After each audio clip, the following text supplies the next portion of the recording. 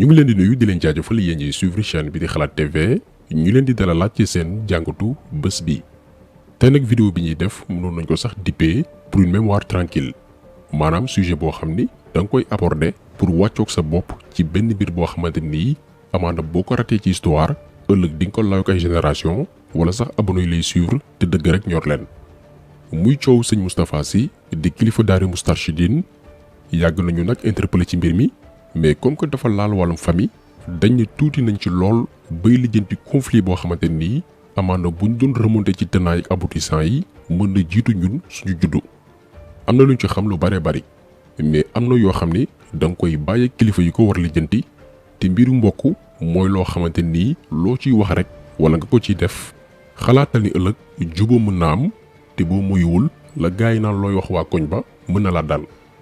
kon ñi nekk ci biir di xamb di taal ba yokkoo tax ñun ñu def ci vidéo bi tey pour leeral sénégalais yi nañu xalaat ni politique ak ñàkk ànd gis-gis wala forum ak yow jarul ñu utiliser ay moyens wu état di ko xeexee ba mu nar a jur fitna ci biir réew mi. balaa nag ñu yegg foofu noonu ñun suñu rôle en tant que lanceur d'alerte mooy xamal sénégalais yi ay faits yoo xamante nii moo jiitu fa ñu nar a jëm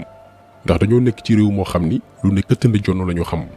bu mbir amee duñu remonter dans le temps pour xam naka la ñu yegsee ci situation wu sàngam duñ ko def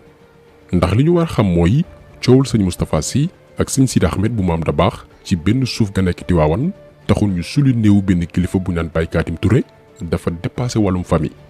li mu dépassé sax wàllum famille moo tax ñun ñu wax ci sinon du ci mësaadu dañ ciy màndu mbiru garaaw nag moo ci am te ci point yooyu noonu la ñuy ñëw ak fa mu tàmbalee. ak yenn manipulation yi nga xamante nii ñu ngi ko ci amal di ci utiliser ay instruments wu état di ko xeexee. balaa ñuy xuus bu baax a baax ci leeral yi dañuy replacer d'abord contexte bi ñu nar a yóbbee ci benn procès de tous les dangers jëm ci wàllum suuf diggante ñaari kilifa.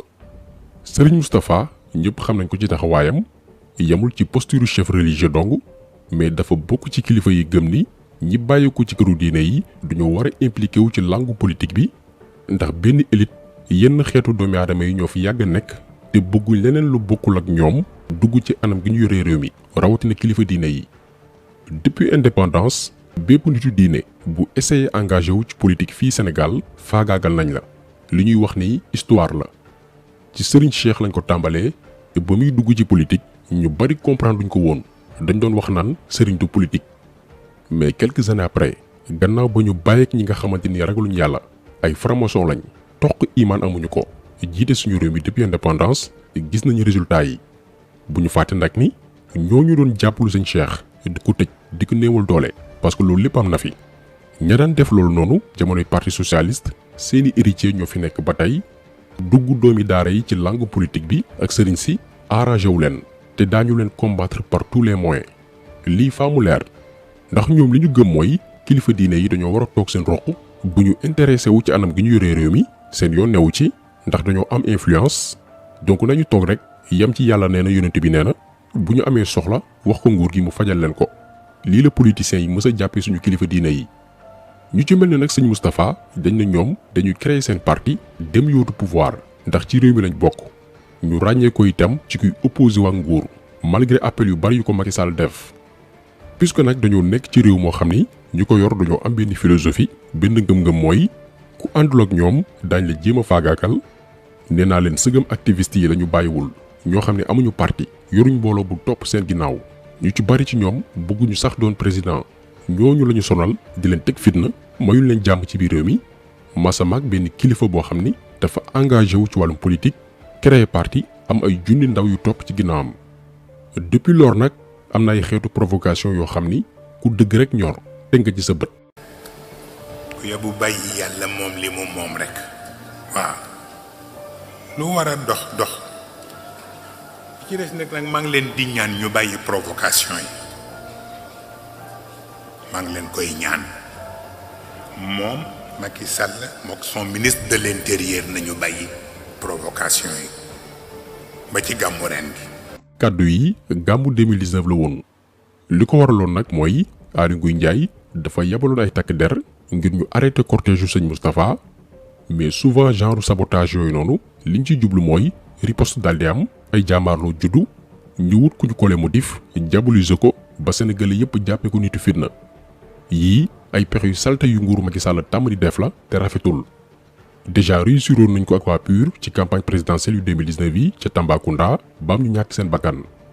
ñi doon topp dossier boobu noonu xam nañ ni ab militant wu Benno Bokk Yaakaar moo provoqué woon dem di xotti ay affiche PUR loo xam ne du dëgg du yoon ay coow daal ciy juddu cortège PUR perte seen sang-froid xeexoo am ba ndogal présenté wu mais bu ñuy rapporter fait yi information bi bu ñu koy jibal du ñu wax la provoqué mbir yi loo xam ne mënoon naa ñàkk mais information bi ñuy mettre en avant mooy waa PUR rey nañ ay doomi jàmbur pour diaboliser leen gàmmu bu 2020 bi weesu tamit ñu attaqué waat cortège u sëñ Moustapha defoon nañ ko 2019 defaat ko 2020 ba tey ci jamonoy Aly Ngouille Ndiaye après di ngeen gën a comprendre lan moo tax ñu gën a dàq Aly Ngouille Ndiaye indi Antoine Diome parce que moom Aly Ngouille dafay maslaa mën nañ ko sant benn mbir mu jéem koo def mais du ñemee dem jusqu'au bout donc bi ñu attaqué waate cortège u sëñ Moustapha mbir yi jàllul comme niñ ko bëggee woon parce que Moustarchidine riposté wuñu Aly Ngouille Ndiaye tamit ñemewul dem jusqu'au bout ci lañ amal gàmmu 2020 champ de course te programme nguuru Sénégal moo newoon saboté cortège u sëñ Moustapha ba jàmmaarloo am ñu annulé gàmmu boobu noonu ñu bañ ko jëmmal rappel yi ñuy def dafa am solo parce que mooy tax ngeen comprendre fi ñu nar a jëm. léegi nag kon ko kulay wut benn yoon ñaari yoon ba ñetti yoon mënu la am parce que yaa ngeen rek dal dafay seet la gën a taq ci yow mu jéem faa jaar ci la nag nguuru Sénégal jafandu ci benn coowul suuf boo xam ni mi ngi dox diggante sëñ Moustapha ak sëñ Sidi Ahmed Sy Dabakh bi jàpp ni suufu sëñ Moustapha boobu nga xam ni këram fa la nekk benn partie bi dafa laal moomeelu frère am bu ñu naan sëñ Maodo Sy Dabakh ci côté sëñ Moustapha moom yor na benn titre foncier depuis 1982 ci terrain boobu noonu jur coow benn ci këram yi sax nekk Tiwaawan ci titre foncier boobu la bokk. yàlla def jamono dox benn kilifa bu ñu naan Baye Katim Touré jegewoon lool sëñ Cheikh Al Maktoum gannaaw gi mu topp ci ginnaaw sëñ Moustapha suñu borom def mu génn àdduna mais avant muy wujji suñu borom dafa ni woon nañ ko denc ci wetu njabootu sëñ Cheikh looloo waral fameem ànd ci ñu jébbal ko suñu borom ci këru sëñ Moustapha bés biñ koy denc moo nekk nii ngeen di seen ñëpp ko teewe woon bésu 14 mai 2021 bi ñu weesu ñu daal di koy ñaanal defal ko lépp ku ne ñibbi. quelques jours lañ ci teg coow am sëñ Sidi Ahmed Sy Dabakh ne fa ñu denc Baye Katim du yoon par la suite ak autorisation procureur ñu daal di sulu néewu Baye Katim Touré muy mbiru sulu néew bi ngeen doon dégg fan yële mais li doy waar gën a yokk tax ñun sax ñu am xel ñaar ci mbir moomu mooy dañoo xëy bés média yépp ne découverte macabre chez sëñ Moustapha Sy découverte mooy lu kenn mësta yëg maanaam fekk nañ néew boo xam ne kenn yëgul biir kër sëñ Moustapha ñu daal di ko fay suul sénégalais bi dégg information bii te teeyul li muy njëkk a xalaat mooy kon dañoo rey ab doomi aadama biir kër sëñ Moustapha nëbbu ko ndànk daal di koy suul te kenn xamul te kañuy wax muy Baye Katim ñëpp a fekkee bañ koy denc ay caméra yëpp a nga fa woon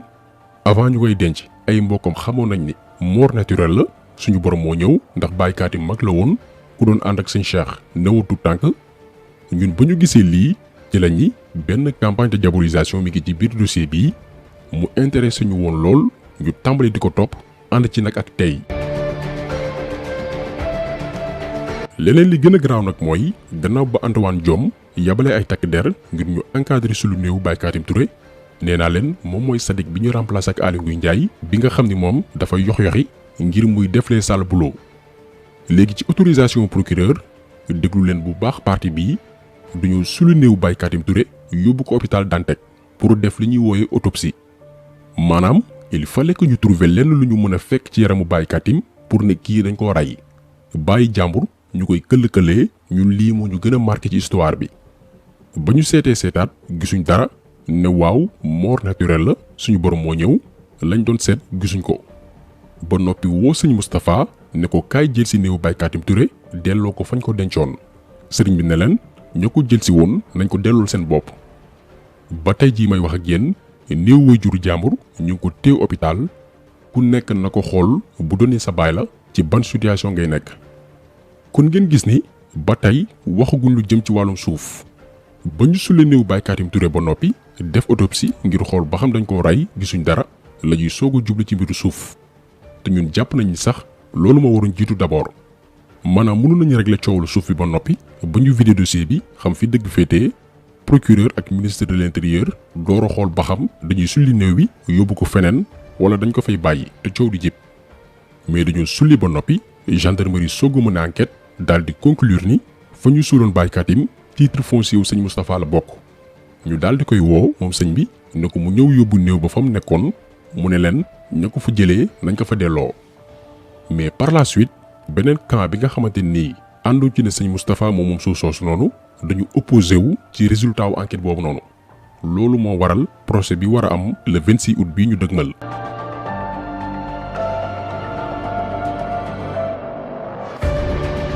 nee naa leen yenn détails yu famille yi duñ ci dugg mais état bu Sénégal bi jël problème bii bëgg ko def combat wu boppam lañ ne moom lan moo ci yoonam lu ko ci.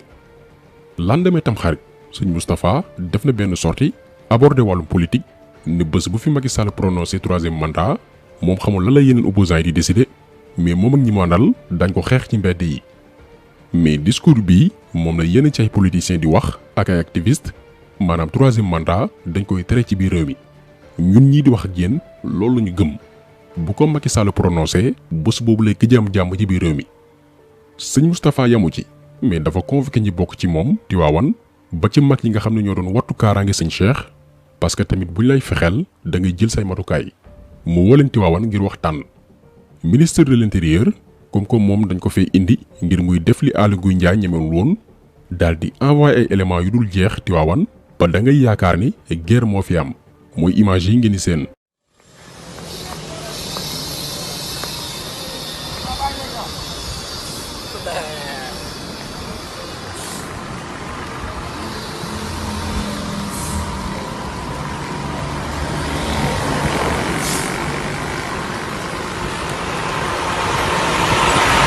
kon gis ngeen ni nguuru Macky Sall bëgguñ jàmm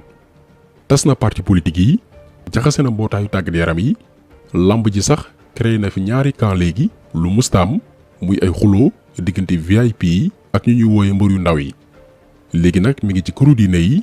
yàgg nañ leen wax ni politique am mooy diviser pour mieux régner dafay fekk benn taal mu koy xamb pour moom ay propre intérêt am kilifa yi nag ñun on est mal placé pour jox leen ay conseils yaakaar naa ni këru diine boo jël am na ay mag yu mën a dox tànki jàmm rawatina ci mbir mi balaa làmbaay di ñaaw ne serait-ce que pour ñu noppal taalibe yi nga xamante nii tàmbali nañ dugg ci mbir yi te mën naa déborder